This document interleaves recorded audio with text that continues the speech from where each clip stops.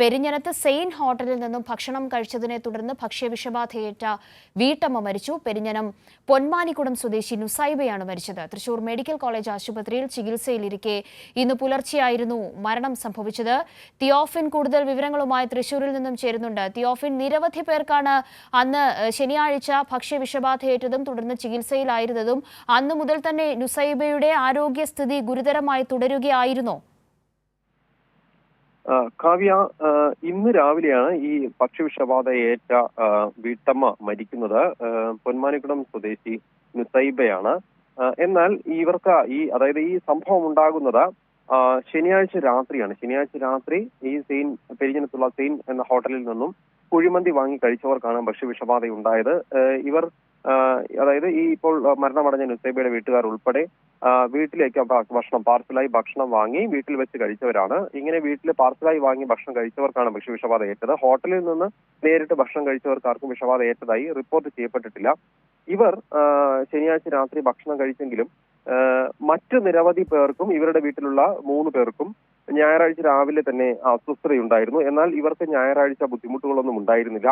വൈകുന്നേരം ഞായറാഴ്ച വൈകിട്ട് ചെറിയ ബുദ്ധിമുട്ടുണ്ടാവുകയും തിങ്കളാഴ്ച പുലർച്ചെ തന്നെ അടുത്തുള്ള കുറ്റിലക്കടവ് സാമൂഹികാരോഗ്യ കേന്ദ്രത്തിൽ പ്രവേശിപ്പിക്കുകയും ചെയ്തു. എന്നാൽ അവിടെ എത്തിയപ്പോഴാണ് അല്പം സ്ഥിതി ബുദ്ധിമുട്ടാണ് എന്നറിഞ്ഞത്. അസുഖം കൂടുതലാണെന്ന് വ്യക്തമായതിനെ തുടർന്ന് കൂടുതൽ ചികിത്സയ്ക്കായി ഇരിങ്ങാലക്കുടയിലെ ജനറൽ ആശുപത്രിയിലേക്ക് മാറ്റി. അവിടെ നിന്ന് മെഡിക്കൽ കോളേജ് ആശുപത്രിയിലേക്ക് മാറ്റുകയായിരുന്നു. മെഡിക്കൽ കോളേജ് ആശുപത്രിയിൽ ചികിത്സയിലിരിക്കുകയാണ് ഇന്ന് പുലർച്ചെ 3 മണിയോടുകൂടി മരണമടയുന്നത്.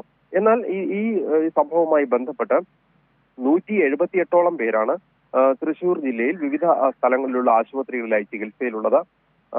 കൊടുങ്ങല്ലൂരിലെ സാമൂഹികാരോഗ്യ കേന്ദ്രം, കൊടുങ്ങല്ലൂരിലുള്ള സ്വകാര്യ ആശുപത്രി, പുതിയകാവ് എന്ന സ്ഥലത്തുള്ള ഒരു സ്വകാര്യ ആശുപത്രി അവിടെയുണ്ട്, വലപ്പാട് സാമൂഹികാരോഗ്യ കേന്ദ്രം. 178 പേർ ഒരേ ദിവസം ഭക്ഷണം ഒരു ഹോട്ടലിൽ നിന്ന് കഴിച്ചതിനെ തുടർന്ന് ചികിത്സ തേടുക എന്ന് പറയുമ്പോൾ അത് ഞെട്ടൽ ഉളവാക്കുന്ന ഒരു സംഭവം എന്ന് മാത്രമല്ല, അതിന്റെ ഗൗരവം എത്രത്തോളം ഉണ്ട്, അതിന്റെ വ്യാപ്തി എത്രത്തോളം ഉണ്ട് എന്നത് വളരെ കൃത്യമാണ്.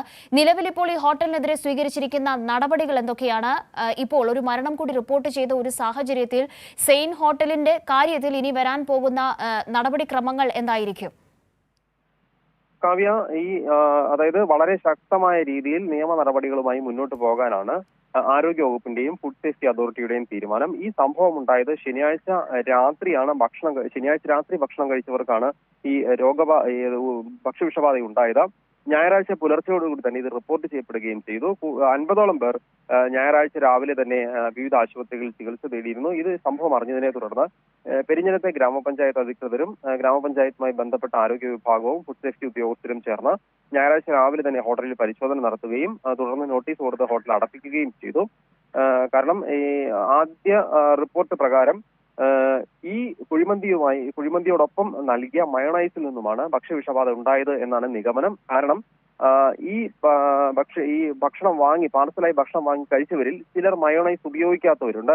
അവർക്ക് യാതൊരു ബുദ്ധിമുട്ടുകളോ ഒന്നും ഉണ്ടായിരുന്നില്ല. അവരാരും ആശുപത്രിയിൽ പ്രവേശിപ്പിക്കേണ്ട അവസ്ഥയും ഉണ്ടായിരുന്നില്ല.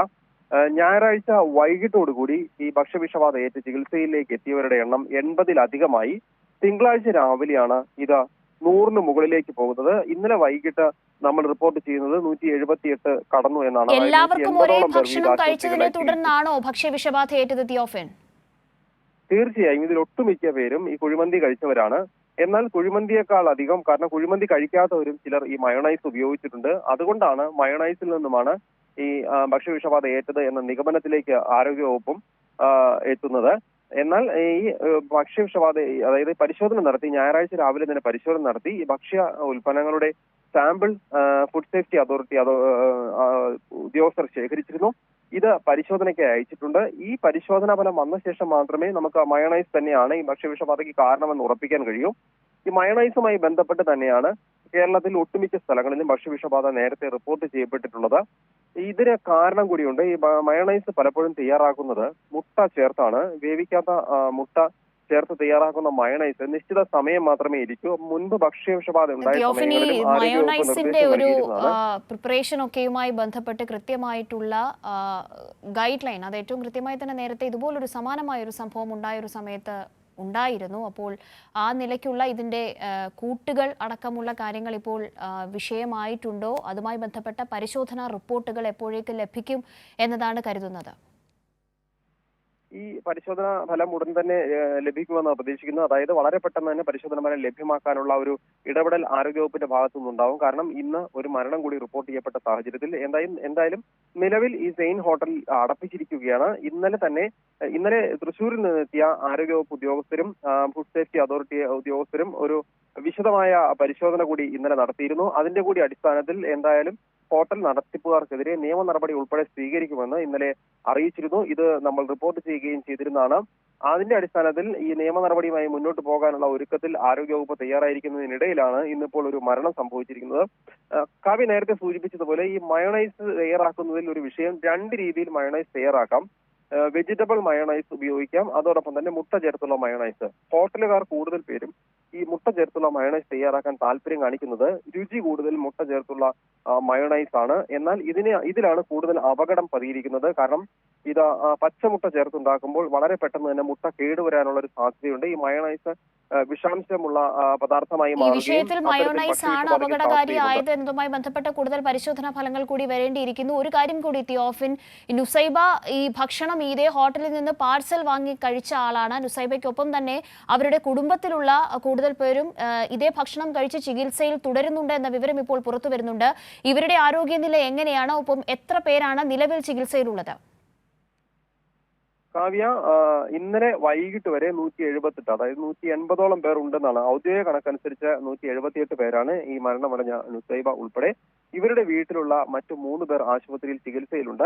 എന്നാൽ നമുക്ക് സൂചിപ്പിക്കേണ്ടത്, ഇതിനകത്ത് ഈ ഭക്ഷ്യവിഷബാധ അല്ലെങ്കിൽ ഭക്ഷണം കഴിച്ച പിറ്റേ ദിവസം തന്നെ പ്രയാസങ്ങളൊന്നും മറ്റ് നിരവധി പേർക്ക് ബുദ്ധിമുട്ടുകൾ ഉണ്ടായെങ്കിലും ഈ ആരോഗ്യപരമായ അസ്വസ്ഥതകളൊന്നും നുസൈബയ്ക്ക് ഉണ്ടായിരുന്നില്ല എന്നതാണ്. ഇവരുടെ വീട്ടിലുള്ള മറ്റു 3 പേർ ഞായറാഴ്ച രാവിലെ തന്നെ ഈ കുറ്റിലക്കടവ് ഈ സാമൂഹികാരോഗ്യ കേന്ദ്രത്തിൽ ചികിത്സ തേടിയിരുന്നു. അപ്പോഴും ഇവർക്ക് ബുദ്ധിമുട്ടുണ്ടായിരുന്നില്ല. ഇവർക്ക് ഞായറാഴ്ച രാത്രിയാണ് പ്രയാസങ്ങൾ തുടങ്ങിയത്. തിങ്കളാഴ്ച രാവിലെ ഇവരെ ആശുപത്രിയിൽ പ്രവേശിപ്പിക്കുകയും വളരെ പെട്ടെന്ന് തന്നെ സ്ഥിതിഗതി വഷളാവുകയും ചെയ്തു. അങ്ങനെയാണ് ഇരിങ്ങാലക്കുടയിലുള്ള ജനറൽ ആശുപത്രിയിലേക്കും പിന്നീട് മെഡിക്കൽ കോളേജിലേക്കും മാറ്റുന്നത്. എന്നാൽ ഈ ആദ്യ ദിവസം റിപ്പോർട്ട് ചെയ്യപ്പെട്ടപ്പോൾ തന്നെ, അതായത് ഞായറാഴ്ച രാവിലെ തന്നെ ഈ പെരിഞ്ഞനത്തുള്ള തന്നെ മറ്റൊരു സ്ത്രീ അല്പം രോഗബാധ കൂടുതലായതിനെ തുടർന്ന് ICUവിൽ പ്രവേശിപ്പിക്കപ്പെട്ടിരുന്നു. ഇവർ അപകടനില തരണം ചെയ്തതെന്നാണ് ഇന്നലെ നമുക്ക് ലഭ്യമായ റിപ്പോർട്ട്. വലിയ പ്രയാസങ്ങൾ ഉണ്ടായിരുന്നില്ല. അതായത് വീട്ടിലുള്ള മറ്റുള്ളവർ ആശുപത്രിയിലേക്ക് പോകുമ്പോഴും അത്തരത്തിലുള്ള ബുദ്ധിമുട്ടുകൾ അനുഭവപ്പെടാതിരുന്ന വ്യക്തിയാണ് ഇപ്പോൾ വളരെ പെട്ടെന്ന് ഇന്നലെ ഒരു ദിവസം കൊണ്ട് സ്ഥിതിഗതി വഷളാവുകയും മെഡിക്കൽ കോളേജിലേക്ക് മാറ്റുകയും ചെയ്യേണ്ടി വന്നത്. ഈ മെഡിക്കൽ കോളേജിൽ ചികിത്സയിലിരിക്കുമ്പോഴാണ് ഇന്ന് പുലർച്ചെ 3 മണിയോടുകൂടി നുസൈബയുടെ മരണം സംഭവിക്കുന്നത്. കാവ്യ, ശരി, തിയോഫിനാണ് വിവരങ്ങൾ നൽകിക്കൊണ്ടിരിക്കുന്നത്.